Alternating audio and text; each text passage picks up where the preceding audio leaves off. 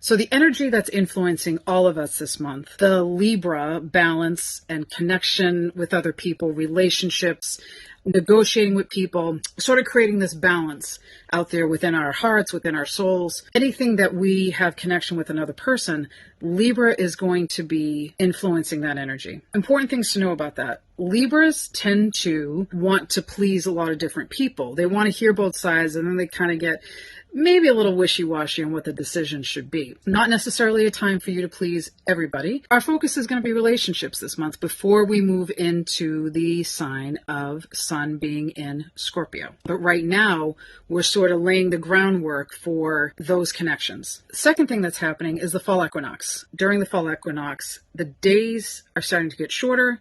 The nights are starting to get longer. Those of us in the northern hemisphere who deal with falls and definitely season change of winter, this is a time we're going into more of what we call the darker half of the year. Now, that doesn't mean evil or bad. What it just means is it's a really important time for reflection, rest, rejuvenation, transformation for us. What did we do last September 2020, that has brought us to this point? So I know it hasn't been a typical year, obviously.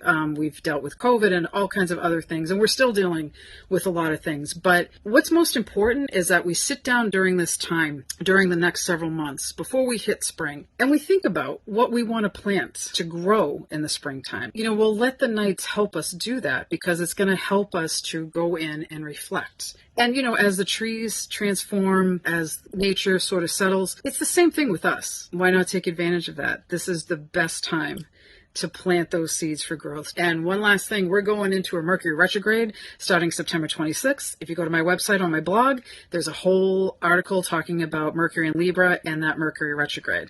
So some important things to know, because sometimes during a Mercury Retrograde in Libra, those exes come back. Yes.